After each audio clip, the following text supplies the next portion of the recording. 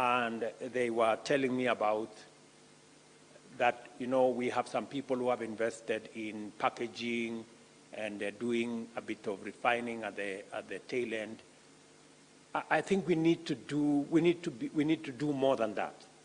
It is not sufficient for us to import finished goods from all over the place, package it, put a brand, and imagine that it's a Kenyan brand. It's not. I mean, let's be honest. We are lying to ourselves, you know. We have to get it right from the beginning. And I know it's easier to live in the comfort zone because you're making a little money and it's okay, you know, but you know, it's not okay. You know, we are spending $1 billion every year to import edible oil that our farmers can grow, and they can make that $1 billion. I am very happy that we are all thinking in the same direction, at least with the governors. We are thinking in the same direction, and I hope we will create a big enough team to be able to persuade our private sector to come along with us. Please, tafadhali. Yeah, Homa Bay, Migori, Vihiga, Kakamega.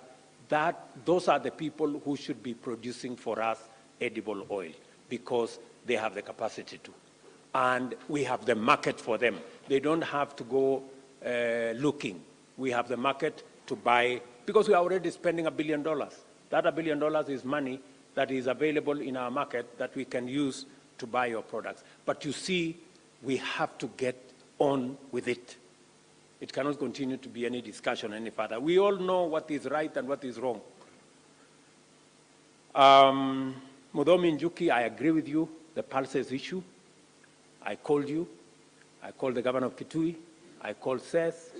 I called, who was the other person? I think those three. And I gave this man called Moses Kuria instructions. Moses, I told you what to do. You know, chukua microphone, ambia hawa watu, hii pulses, what are you going to do? Wapi microphone, patia huyu mtu anaitwa Moses. You know me and you are discussed. Your Excellency, as if you expect to have a different answer, which is not possible. So, Governor Mudomi Njuki, by close of next week, we will have bought all the dengos from the county, from Makueni, and from Kitui, and from Embu at the right price. So we need to have a conversation around that price. And why I'm very happy, this is a very good problem to have. Because a few weeks ago, we came to you because we didn't have food in this country. And you told us, just guarantee me that you'll buy, these people are human tractors. And you have proven that they are real human tractors. So by close of next week, I'm going to dispatch my teams, and once we agree on the price, we'll mop up all the dengos. And that should be the trend for future, for the cotton, for the paredram, for anything. It is not our fault. It is not the farmers' mistake that they are too hardworking. We have to do what we need to do as a government. Thank you. Asante. Okay. So when we finish this meeting, I expect a meeting between Governor Mudomi, Governor Sess, Governor, my good friend, Mutula, and Malombe, Governor Malombe, on the issue of pulses. It is going to be tragic if our farmers are going to get stranded with a crop and a product when we've just walked out from a food insecurity situation. It is not prudent, it's not intelligent. In fact, let me not say it's foolish, because it is. So let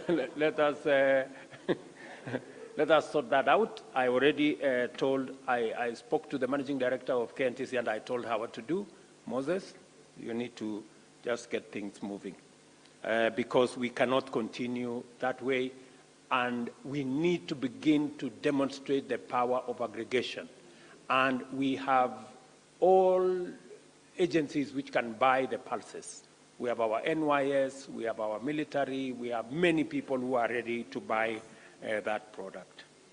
Let me also say, I have listened to the private sector very carefully, and they have told us about global competitiveness, which is good. They have told us about all the other good things that we need to do. But we need to be a bit more clear on what do we need to do as government. Because you have mentioned, my good brother from Kenya Association of Manufacturers, you have said the problem is the export levy. The export levy is not there now. We are proposing. We are proposing. So why is it a problem before even we put it in place? And the reason why, let's be honest, the reason why we are putting the export levy is because of what Madam Ngumi here said. Is she still here? Yes, she's there.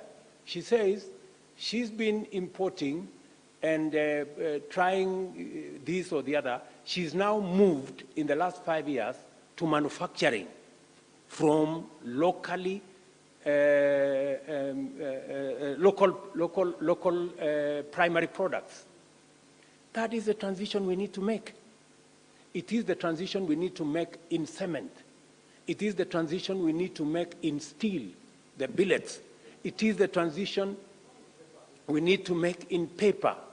And that is why we are saying, and that is why we are putting this levy, is so that those people who have taken the step, like Ms. Ngumi here, those people who have taken the step to produce locally, we support them by imposing a duty on those who want to continue importing raw materials and packaging things here. Let us just be, let's be honest. Ama tunaelewana namna gani? Yeah. How are we going to create these jobs? How are we going to create additional jobs in our manufacturing sector? How are we going to stop the hemorrhage of foreign exchange if we are importing what we can produce locally?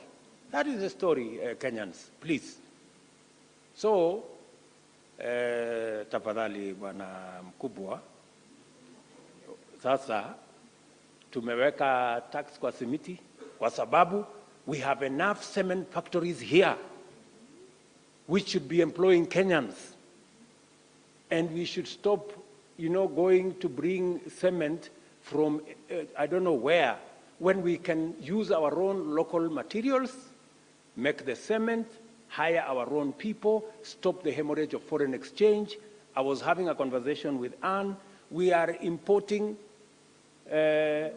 saline water. Just imagine. We're importing saline water from all manner of places. Saline water is just water, in short. With just, imewekwa tu msalaba kidogo alafu inakuwa.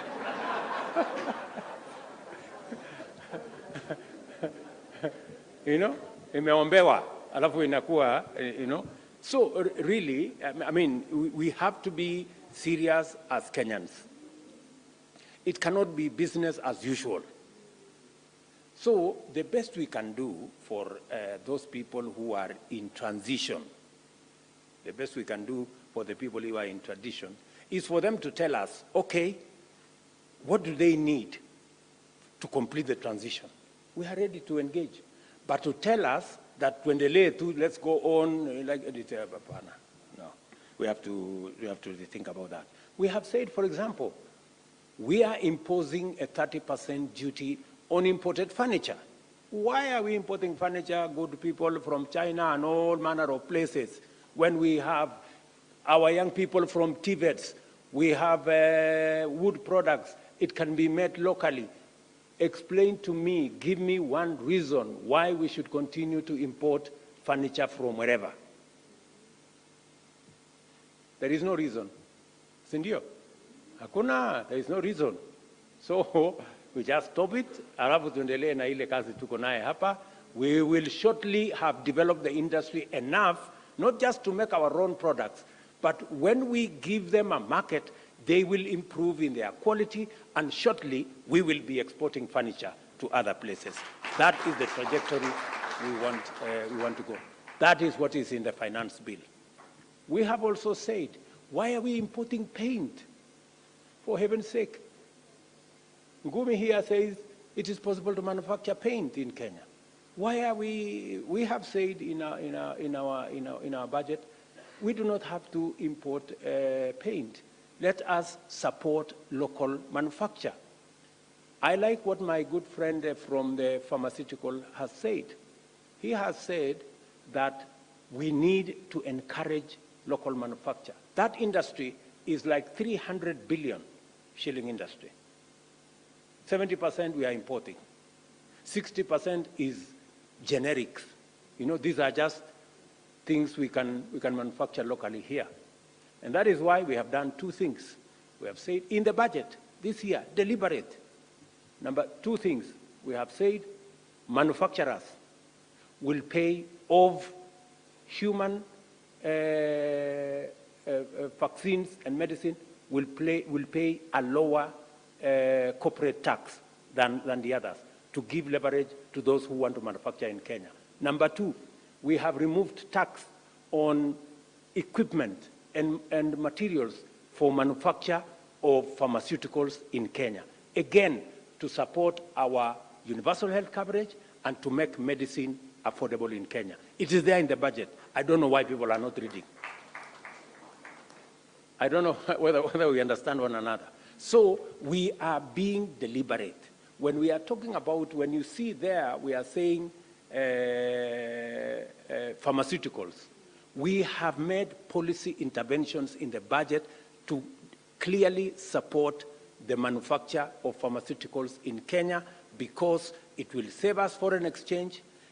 As my good brother said there, it will give us the assurance that if anything happens anywhere, we can manufacture our own medicine and we will not be stranded with sick people.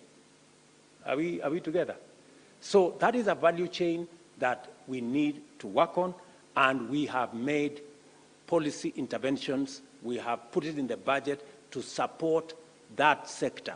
And if there is anything, for the people who work in that sector, if there is anything additional you want us to do, please tell us, because we want to engage with every sector so that we can support the incentives around there. I have heard you clearly, and you are right. On the housing, I have heard you say two things.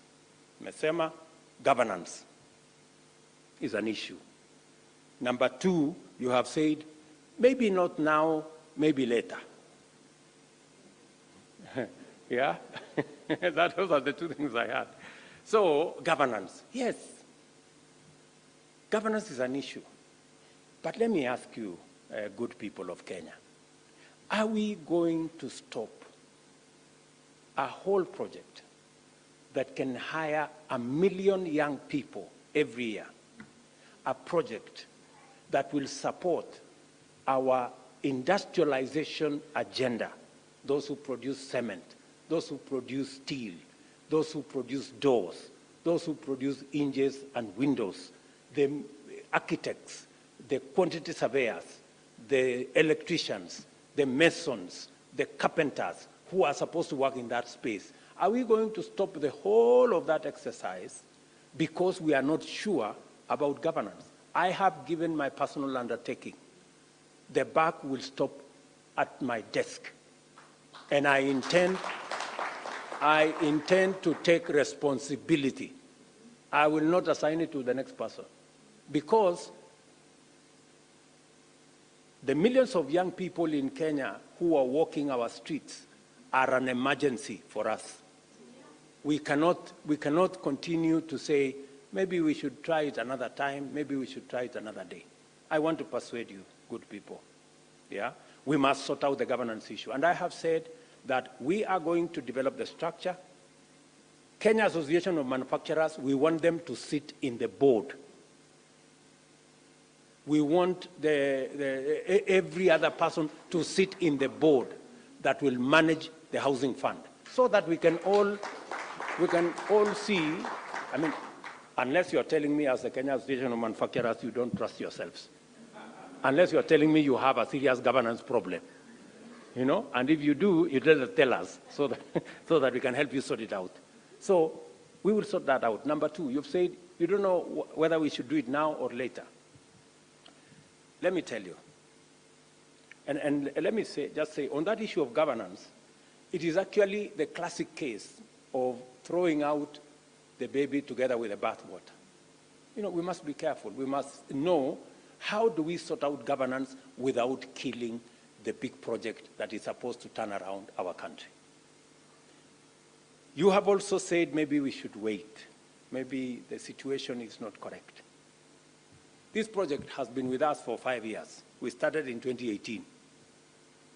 This is now 2023. We are in the time scale of Singapore. We are 60 years late. I don't know whether we need to be 61 years late. Surely. I think let's just agree. It is now or never. Let us just do this thing and let us get ourselves moving. It is a little tightening of the belt here and there. I know my good brother of e-mobility, you are spot on. And by the way, in this year's finance bill, we have put the tax incentives you are asking for in this year's tax bill, yeah, finance bill, on issues of taxation, on e-mobility, on issue of chargers, and I have instructed Moses to make sure that they are with clarity, including the lithium maneno, because I want to launch that program later this year, and we want to transit from using fossil fuels, from using diesel or petrol or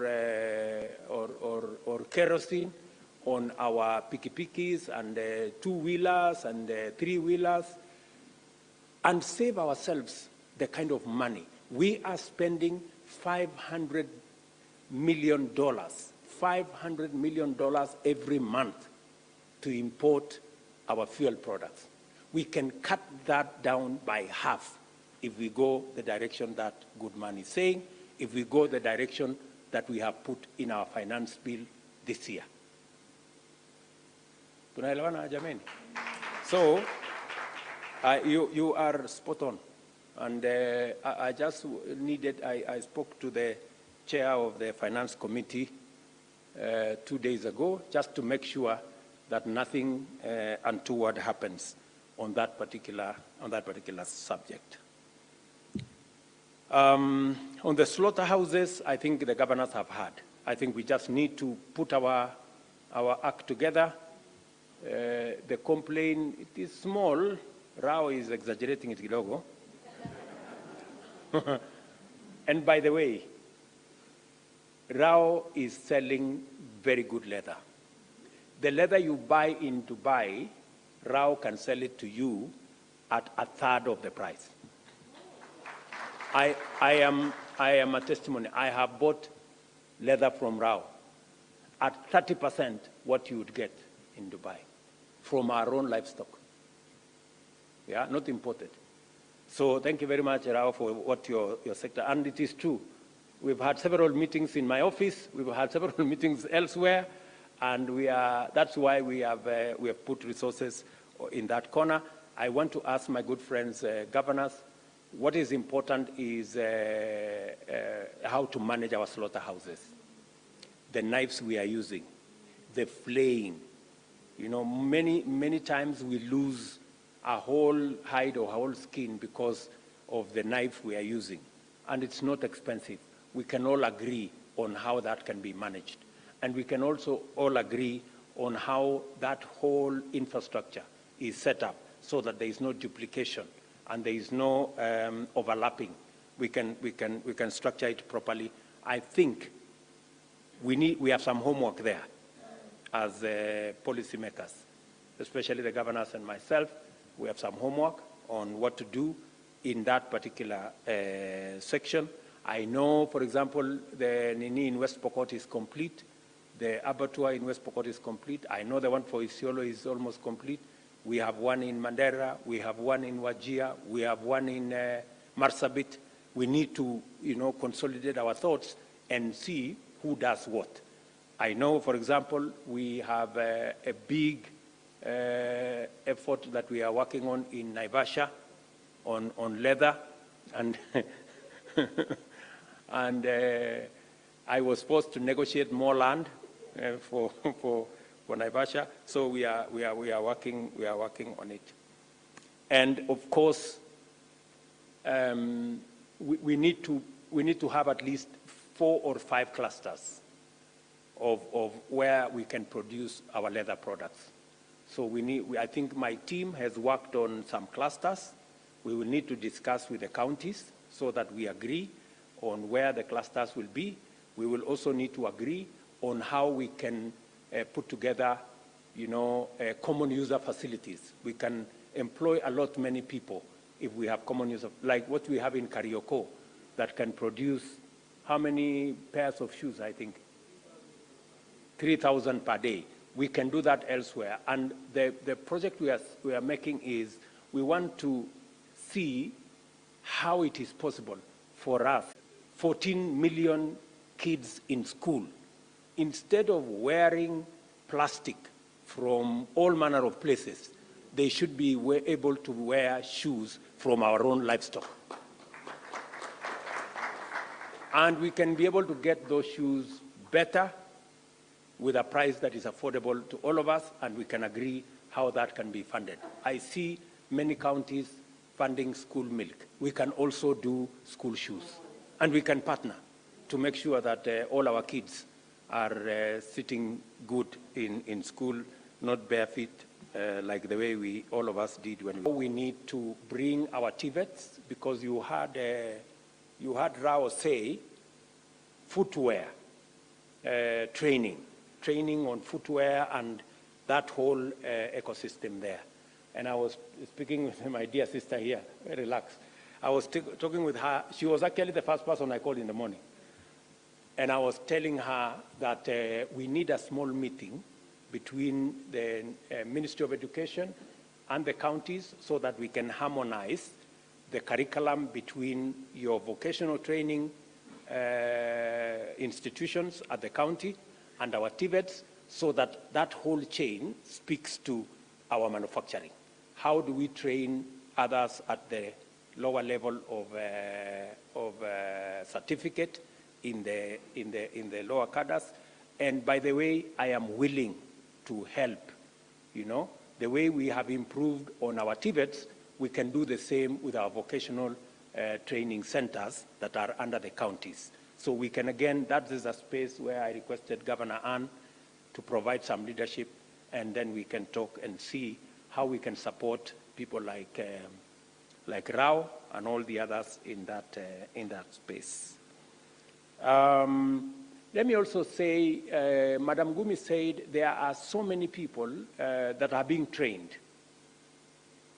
by different people. And they are wondering how we can mainstream these people who already have skills. The good news, Madam, I don't know, did I get your name right? Ngumi.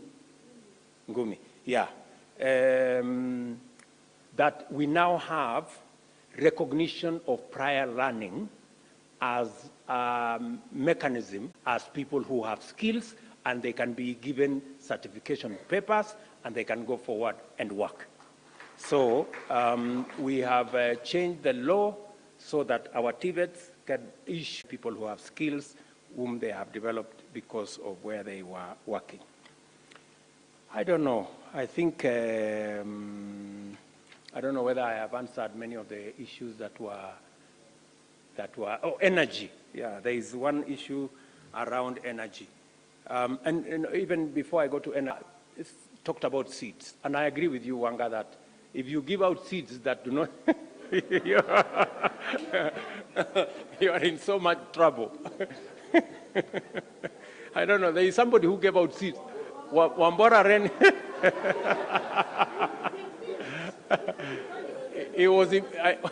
Wambora was impeached twice. Over seeds. So it's a very risky venture, I agree. But I have discussed with my Minister for Trade. In fact, I am going to personally visit, I think, we may not have time to develop our own in good time. So we might have to import some seeds. So I will travel to 1 or 2 countries in the next maybe in the next 2 weeks, so that we can be sure. And they have asked me to go and speak to the president of some 2 countries, let me not say which ones, so that they can allow us to import their seeds and see how we can fast track that process. That is very important to us, because we need to move together.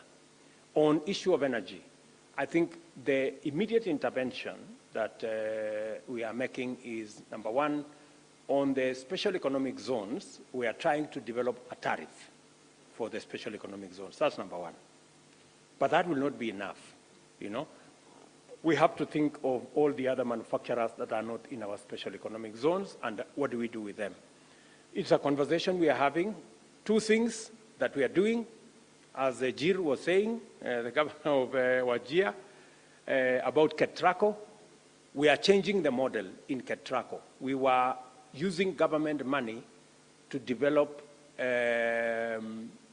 transmission lines. We want the private sector to develop transmission lines. We will pay them a willing charge when we use it to transport our energy. The law is already there, so we are in discussion with people who can invest in transmission lines. That's number one. Number 2, we've just agreed on reforming Kenya Power and Lighting Corporation. It is overdue. We have a lot of manenos there, so we are dissecting it so that we can, because number one, we are losing between 20 and 30% of all our energy, which we pay for, but we don't consume because it gets lost somewhere. It is because of many things, let me not say. So we are working on Kenya Power. We have agreed on our development partners on what we need to do. We have new management at Kenya Power, so we are working at it, because the cost of power, as has been said here, is a major issue, especially speaking to our global competitiveness. I think that is one of the issues Caro will tell us we need to do something about. So I hope I have said, I think I've spoken to the issues that were raised. If there are any other issues, I am still available to answer any other questions.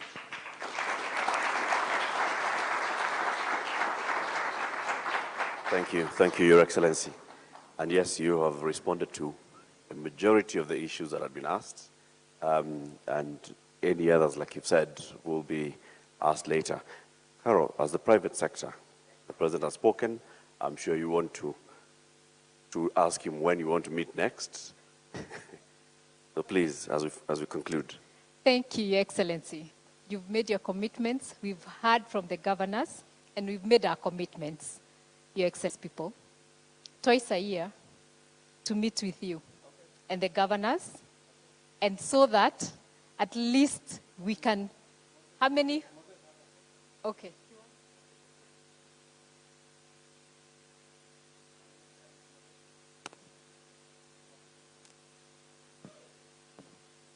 Your Excellency, Carlo just spoiled my party, because I had already booked on your calendar to meet every 3 months, so that... He's even made it better. So that, and I think I want to echo the governor of Bungoma, what he has said about next time we meet. We were here in February in Naivasha, and here today we reported some progress on some few areas like CAIBs and all that. We hope that on the second week of September, after you host the climate summit, we will meet again, see what everybody has done. And Your Excellency, you know, you've given me a wonderful team of governors to work with. You can just judge by how attentive they were. In fact, it's only the phone of Governor of Bungoma which rang only once. And he assured me it was Yesu Watongalen who was calling. There was no other reason. So we are going to meet again. All the governors, this is what you have achieved. These are the CAIBs you have rolled out. Private sector says, even my good friend Rajan, the chairman of CAM, will have gotten saved by that time and will move forward. Thank you very much. By the way, let me, in a very special way, congratulate governors on their commitment to the county aggregation and industrial parks. I mean, that's phenomenal. I mean, many governors did not even wait for the budget. Some of them went and adjusted their budgets and put in money. You have my commitment on that issue. That is one thing we must get off the ground and done with. Hopefully, in the next 1 year, they should be working. And by the way, I have secured some resources to equip those county aggregation and industrial parks. So, tuko sawa. So, nyinyi mjipange hapo. Hawa watu ya private sector tutawasukuma. Your Excellency, thank you. I was worried about your calendar overwhelming it, but your CS has committed you. So every 3 months, we'll rally, and including the other value chains that we didn't talk about, tea and others, and make sure that the private sector commitments that we've made, we come and give you progress. So kama unataka kutuchapa, unatuchapa hapo. Kama tujaendelea vile tumesema. So that's really what I wanted to say.